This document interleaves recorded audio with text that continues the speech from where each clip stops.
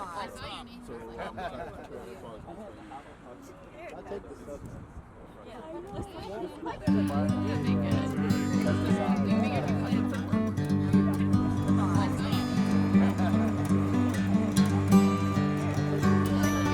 be taking your orders at the end of the day. Just let me know what you want.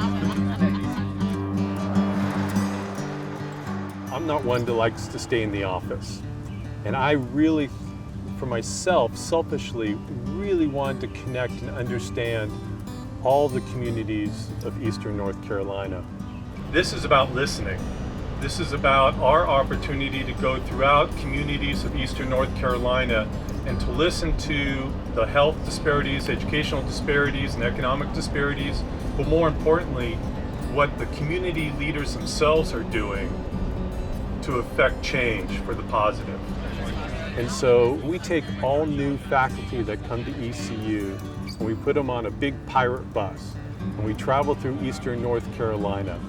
I think this is a great opportunity for faculty to connect with folks and communities around the region, and hopefully that can inform some of the research work that you want to do in the region, and some of these folks can actually become partners in your projects. And that's really critical because it gives our researchers and our students a sense of focus, a sense of empowerment, and a sense of gratification.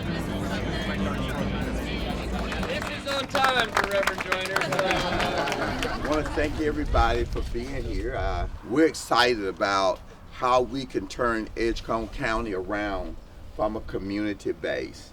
And with East Carolina support, we'll have 30 students from this community back in this community teaching. So we kind of really go in there as a partner, as someone who is there to listen, to hear about what some of the issues are and how ECU can leverage our resources. The relationship that you have with this organization is largely up to you, I think. How do we take the research and how do we use it to improve the conditions of people in the communities that we call home? And so one of the ways that we're trying to address this as a university is to bring more of our providers into these under-resourced communities and to work with communities to strengthen that healthcare delivery system. That's why we have our community service learning centers, which provide dental health care and preventative health to 100 counties, all 100 counties in North Carolina. This is the first in the nation and still the only one that's co-located with a federally qualified health center right here in Ahoskie. Isn't that kind of cool? Need to be focusing on rural communities, and that is our effort. We align perfectly with ECU's mission when we talk about student success, when we talk about public service, and we talk about regional transformation. The rural areas are very short dentists, and so there's hopefully opportunities with local business community to help attract dentists to their areas. A lot of the students that go to ECU are from rural areas and they intend to go back. So we're trying to show them a way that they can survive in a rural environment and they can have a good private practice with a good mix of patients. And just as a statement, having that big pirate bus going through the communities and having them know that we care and we're here is important.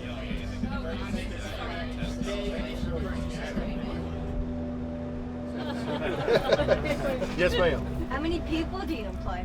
This guy right here. We Stop do it all You ourselves. do not. I swear, we do it all ourselves. We're out here every day, 49 days straight. And there's 25,000 chickens in each one.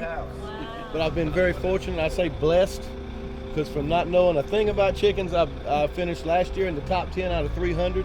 Oh, wow. So I did pretty good. I'm an engineer, so I could design a dam, I could design all kinds of energy sources, but unless I put it into context of the culture, I could do damage.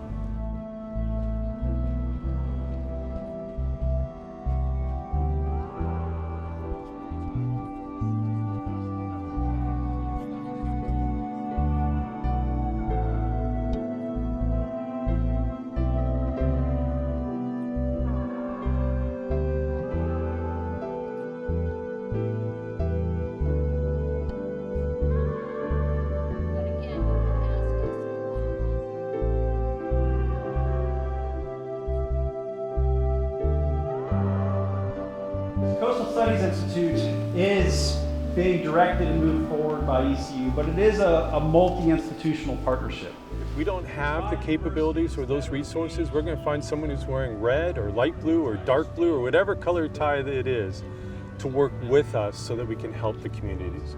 And I think the people of Eastern North Carolina really respect that in the sense of it's a hand-holding, it's a partnership. We're in it for the long term, we're not going anywhere. I'm kind of walking on shoulders of others who preceded me that have built up the strong mission focus and service orientation of ECU.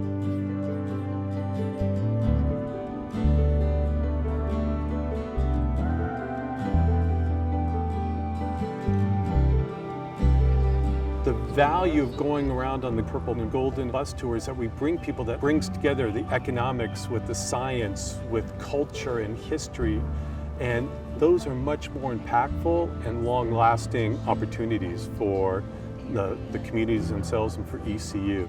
And that's one reason that we asked you all here today, to shed some new light, to give us some creative ideas. We wholeheartedly believe that this could be a resurrection of our local economy. We need some assistance from the great minds of East Carolina to help us with that plan and networking that plan with the right people to bring our dreams into a reality that is good for the Lodge and good for Hyde County and all of Eastern North Carolina. Eastern North Carolina faces a lot of really serious issues. And you know, it would be easy enough to say we're going to try to address one, but you really can't. Yes, we had a flood. Yes, we had a major hurricane, but we're coming back and we're going to be better than ever. I want to hear from all of you how your great minds can help us with some of these challenges. So we really tend to look at this holistically, and it's not easy. Trying to take that path takes longer time. One of the things that you've got to do is what can we do to build back smarter and build back stronger? It takes more faculty and leaders and external help.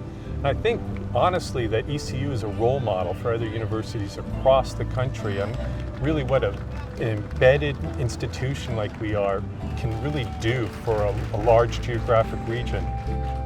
We're not UNC Greenville, we're East Carolina University, and we're here to help and work with and be a partner to 29 counties that call Eastern North Carolina home.